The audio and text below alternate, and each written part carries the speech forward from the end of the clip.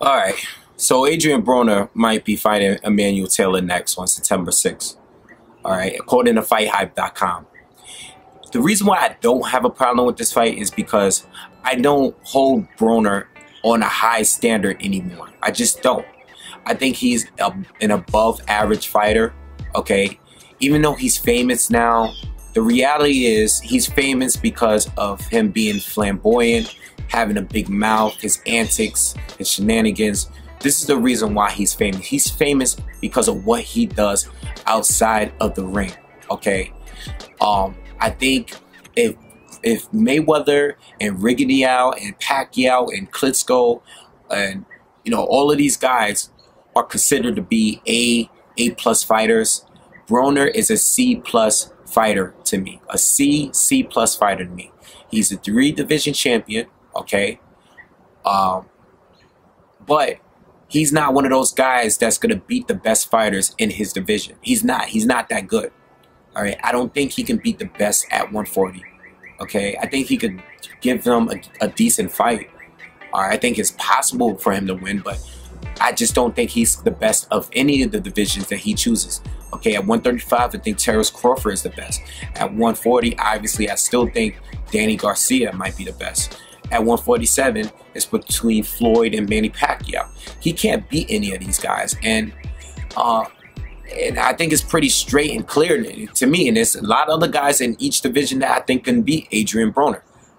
All right. The problem is with people is that a lot of us have overrated him. Okay, I thought he was going to beat Marcos Maidana. A lot of people did. I thought he was going to win that fight. I thought that fight was tailor-made for him. But I also made assumptions that Broner was going to make adjustments in the ring. I thought he was going to use his footwork if he had some.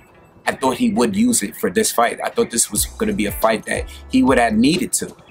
Okay? I thought his power was going to be effective at 147 like it was at 135. I made assumptions and I was wrong.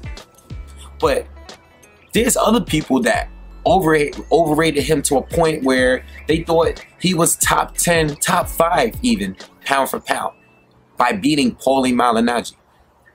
Okay? A fight that was very close, that could have gone either way. The only reason why he won that fight is because Paulie's lack of power. Okay? Because Paulie obviously wasn't affecting him, and Broner kept walking through his punches, and he was able to counter him for it. But Paulie had a little bit more power. He would have beat Adrien Broner pretty easily in that fight. Okay? I've said here on camera several times, I think Ponce de Leon beat Adrien Broner. Okay? So the signs were there. And the Carlos Molina fight was one of the most boring fights I've seen this year. Okay, the fight between Adrien Broner and Carlos Molina, boring fight. Wasn't impressed at all. That should have been a guy that Broner knocked out, and he wasn't. I don't even know if he put him down in that fight. I don't even remember that fight. I don't remember that fight at all. I saw it one time, and I've never watched it again. Okay, that fight reminded me of the Ishe Smith Carlos Molina fight at 154 from last year. That's how boring that fight was. Okay, and it's clear that the Adrien Broner's advisor and promoters, they obviously don't think that highly of him neither. If they're gonna put him in the ring with Emmanuel Taylor, no disrespect to Emmanuel Taylor, because I think he is a solid fighter. I've seen him fight several times. I didn't watch the Mayfield fight, but I know that he won the fight.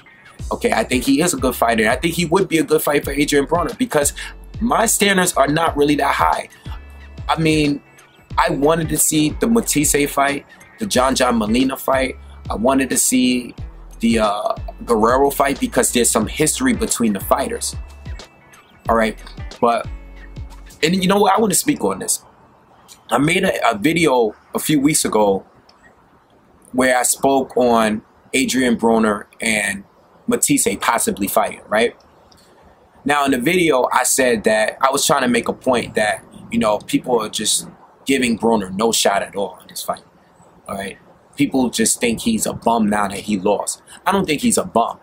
I just don't think he's as good as what everybody placed him at.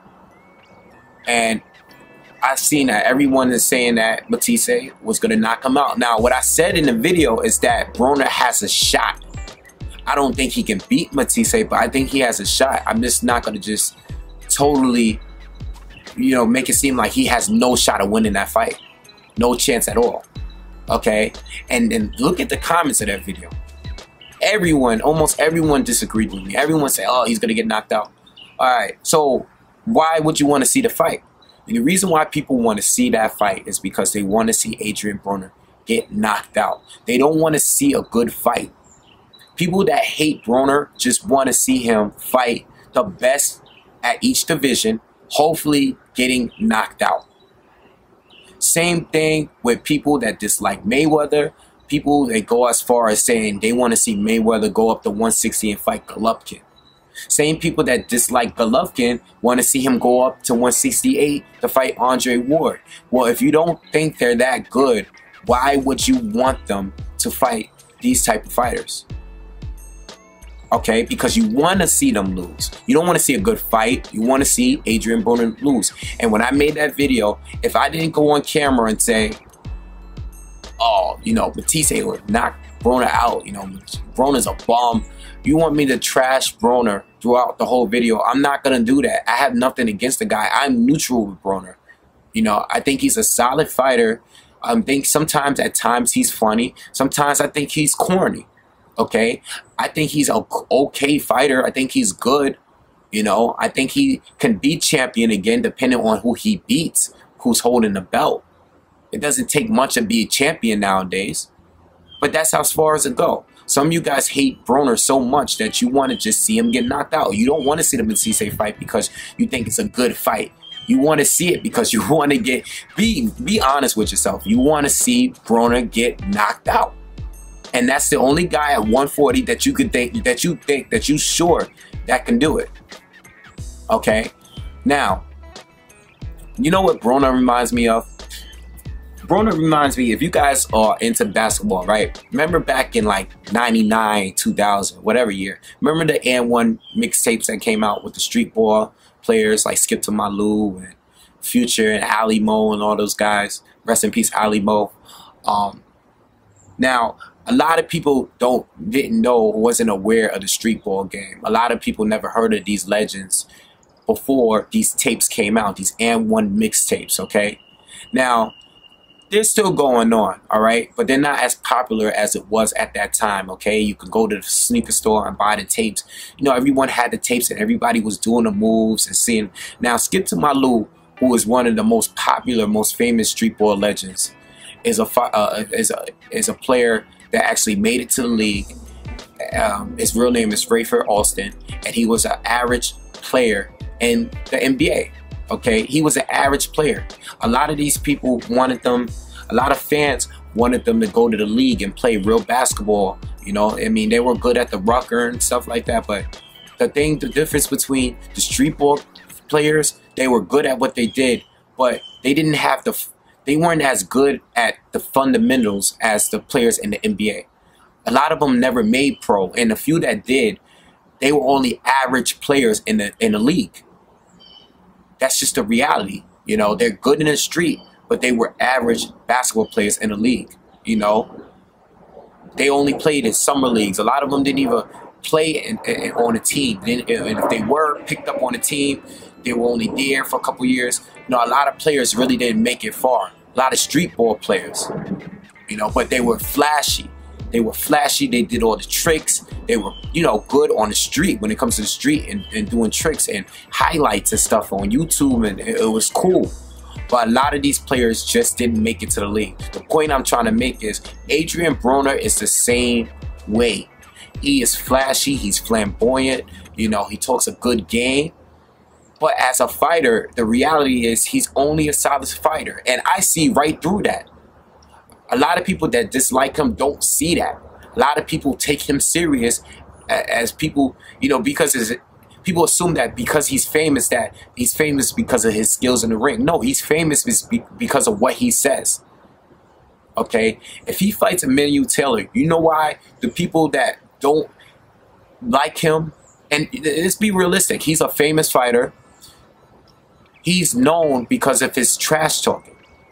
And the people that's going to watch his fights usually hate him, but they watch him for two reasons. They want to see him lose, A, and B, they want to see what he says after the fight is over. They want to see what rapper he's going to come to the ring with, or what ridiculous dance he's going to do. All right, people see him for people want to watch his fights for everything but the actual fight. Unless he gets knocked out or unless he loses a fight. That's the only reason why people pay attention to him. The difference between him and Adrien Broner, him and Broner has a lot of similarities. Broner, you know, before he lost, I thought he lost to Louis Clazo. Okay, before he lost to Victor Ortiz, I thought he lost a fight with Clazo. He lost to Victor Ortiz, but no one cared because it was fight of the year. And then he went on to lose to Guerrero, and then people was like, whoa, is this guy really that good or no? You know, they tried to make him the next big thing. And then he went and lost to Soto Carras. Now, I think Berto's a good fighter, but he wasn't as good as what HBO was paying him for. Okay, he just wasn't. They're the same level of fighter to me. And if you do the same with Broner, he will have the same ending as Adrien Broner, losing several fights, okay, out of 5 fights. If they put him in there with the top fighters in the division, he's going to lose 3 of those 5 fights. He's going to lose 3 of those 5 fights. Okay, he might get knocked out too.